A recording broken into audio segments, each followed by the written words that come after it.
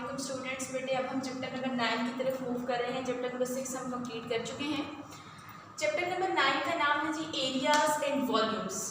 इस चैप्टर के अंदर हम ट्रायंगल और डिफरेंट ज्योमेट्रिकल शेप से रिलेटेड उनका एरिया और उनके वॉल्यूम्स और उनके डिफरेंट साइड्स को कैलकुलेट करेंगे। उनकी साइड्स की लेंथ जो हैं उनको कैलकुलेट करेंगे।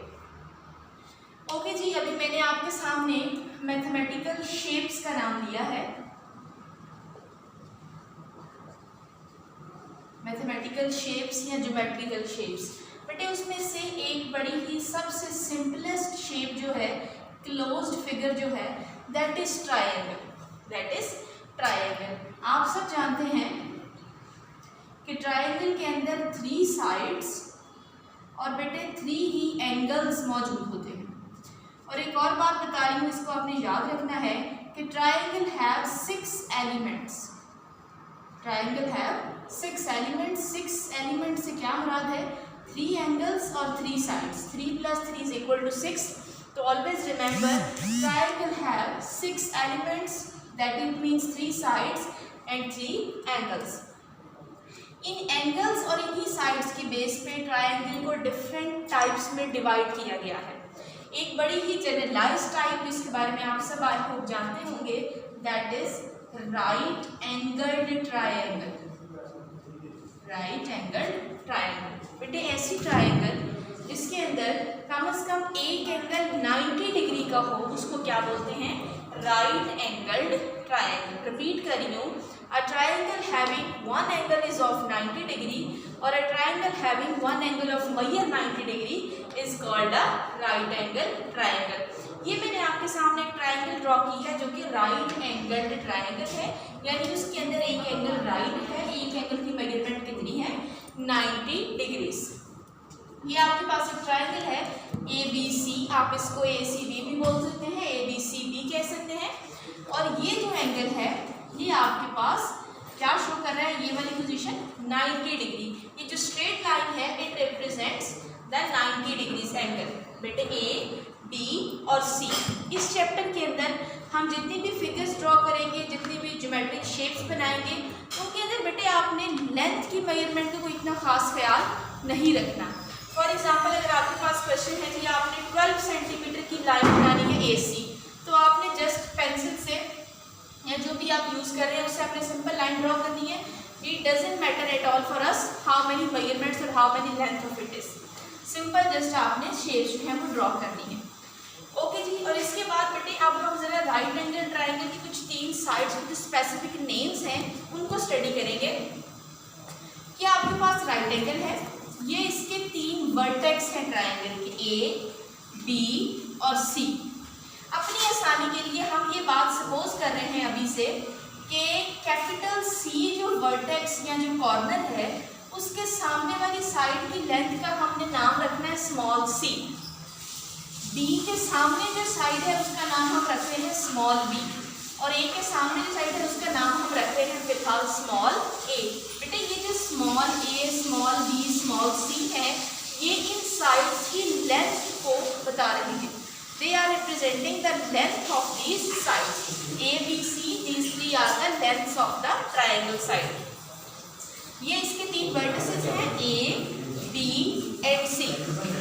अब आ जाते हैं इन साइड्स के नेम्स की तरफ। स्टूडेंट्स, सबसे पहले वो साइड जो 90 डिग्री एंगल के बिल्कुल सामने है, वो साइड जो 90 डिग्री एंगल के बिल्कुल सामने है वो क्या कहलाएगी? Hypotenuse. Hypotenuse. I hope class 7 में आपने इस चीज़ को बोल किया हो। 90 डिग्री एंगल के बिल्कुल सामने जो साइड है वो क्या कहलाएगी? Hypotenuse.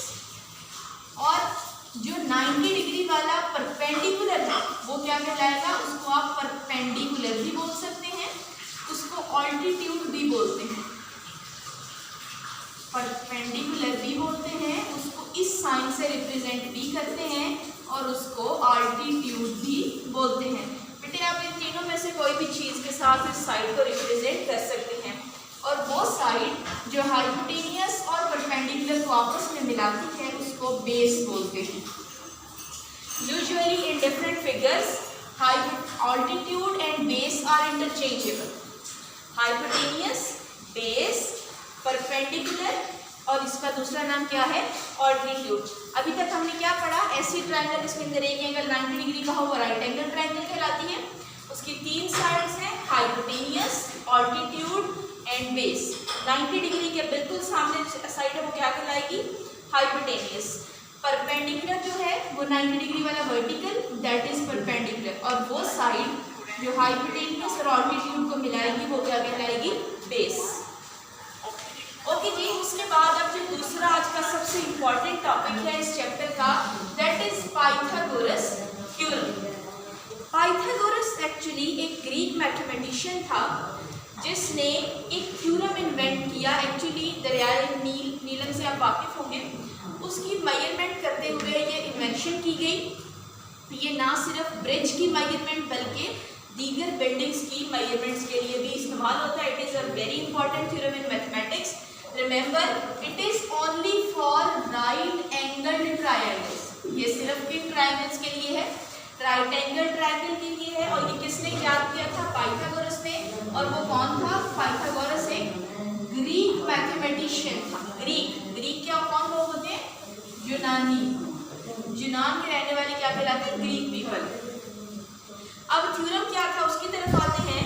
According to Pythagoras theorem, hypotenuse square is equal to base square plus altitude square. Hypotenuse square equal to base square plus altitude square. बेटे ये है पाइथागोरस थ्योरम, इसको आप याद कर लें अच्छे तरीके से, इसको ज़हन में रखिए। और सबसे इंपॉर्टेंट बात है किस ट्रायंगल पे अप्लाई होता है, राइट एंगल्ड ट्रायंगल पे only. Hypotenuse square equal to base square plus altitude square. कुछ बुक्स में ऑल्टीट्यूड का लफ्ज़ पहले लिखा हुआ है, बेस का लफ्ज़ बाद में लिखा हुआ है, it doesn't matter at all. उनके दोनों के स्क्वायर्स में आपस में क्या होना है, मैक्सिमम ऐड ही होना है। अच्छा जी, अब इस ट्रायंगल को देखिए ज़रा। हाइपोटेनियस की साइड को किससे रिप्रेजेंट कर रहे हैं आप, स्मॉल सी से। तो C square is equal to A square plus B square. A क्या है, बेस, और बी क्या है, ऑल्टीट्यूड भी है, परपेंडिकुलर भी, दोनों एक ही चीज़ के दो नाम हैं। तो C square is equal to A square plus B square. ये आपका वही है पाइथागोरस थ्योरम जिसको हमने यूज़ करना है एक्सरसाइज 9.1 में। और तमाम क्वेश्चन इसी एक फार्मूला से होने हैं। इस एक्सरसाइज में हमने इस फार्मूला की एप्लीकेशन पढ़नी है। बेटे एप्लीकेशन का मतलब ये होता है कि जो फार्मूला हमने पढ़ा है उसको हम रियल लाइफ में या डिफरेंट प्रॉब्लम्स पे कहाँ पे और कैसे अप्लाई कर सकते हैं। अब फार्मूला मैं बार बार रिपीट कर रही हूँ, इसको मेमोराइज कीजिए। Hypotenuse square is equal to base square plus altitude square. Hypotenuse square equal to base square plus altitude square. अच्छा, अब इसकी एप्लीकेशन कैसे होगी, बेटे इसकी एप्लीकेशन ऐसे है कि इस फॉर्मूला की मदद से हम ट्रायंगल की साइड्स की लेंथ फाइंड आउट करेंगे। फॉर एग्जांपल पॉसिबल है, जैसे हमारे पास ये एक ट्रायंगल है ए बी सी, इस ट्रायंगल का नाम है। इस ट्रायंगल के अंदर इस साइड की लेंथ हमें पता है 5, इस साइड की लेंथ हमें पता है दैट इज 12। इस साइड की लेंथ आपको नहीं पता, और luckily it is a right angle triangle. तो बेटे इस तीसरी साइड की लेंथ फाइंड आउट करने के लिए हम कौन सा फॉर्मूला लगा सकते हैं, पाइथागोरस थ्योरम। ये इस फॉर्मूला की एप्लीकेशन है जी। तो अब मैं एग्जांपल नंबर 1 से स्टार्ट कर रही हूँ। एग्जांपल 1 मैं करा रही हूँ, 2 जो है वो आपने खुद गो थ्रू करनी है जी। बेटे एग्जांपल नंबर 1 की तरफ आइए, पेज नंबर है हमारे पास 153। In the given figure of triangle ABC find the length of side AB। अच्छा जी, क्वेश्चन को देखते हुए मैंने ये आपके सामने फिगर ड्रॉ की है। सबसे पहले ABC ट्रायंगल बनानी है आपने, ABC। बेटे ए के सामने वाली जो साइड है उसका नाम हम आमतौर पे क्या रखते हैं, स्मॉल ए, और वो गिवन है दैट इज 5। AC की मेजरमेंट B के सामने जो साइड है उसका नाम हमने क्या रखा, small b, and that is 12 centimetre. Similarly it is 5 centimetre. और बेटे जो कैपिटल C वर्टेक्स के सामने बिल्कुल साइड है उसका नाम हम क्या रखेंगे, C। इस साइड की लेंथ हमें नहीं पता, यहाँ से आपने पाइथागोरस थ्योरम की एप्लीकेशन याद रखनी है। ये किस लिए इस्तेमाल होता है Pythagoras theorem, right angle triangles की साइड्स कैलकुलेट करने के लिए, उनकी लेंथ के मेजरमेंट्स निकालने के लिए पाइथागोरस थ्योरम अप्लाई होता है। सबसे पहले डाटा लिखते हैं कि हमें क्या चीज़ पता है और हमें क्या चीज़ पता करनी है। AB बेटे इसका हमने क्या नाम रखा हुआ है, C। हमें नहीं पता इसकी क्या लेंथ है, तो हम सपोज कर लेते हैं कि इसकी लेंथ है x सेंटीमीटर। मगर BC की लेंथ आपको पता है दैट इज 5 सेंटीमीटर, AC की लेंथ आपको पता है दैट इज 12 सेंटीमीटर। और पाइथागोरस थ्योरम की स्टेटमेंट लिखनी है आपने सबसे पहले। आप यहाँ पे वो भी लिख सकते हैं hypotenuse square is equal to base square plus altitude square. मैंने उसकी जरा एक्सप्रेशन की फॉर्म लिखी है C square is equal to A square plus B square. जो वैल्यूज आपको पता है वो यहाँ पुट कीजिए। c की जगह हमने क्या x रखना है, x square is equal to 5 square plus 12 square. 5 का स्क्वायर हो जाएगा 25, 12 का स्क्वायर 144, ऐड कीजिए 161। उसके बाद बेटे क्योंकि हमें x स्क्वायर नहीं चाहिए बल्कि x चाहिए, तो टेकिंग स्क्वायर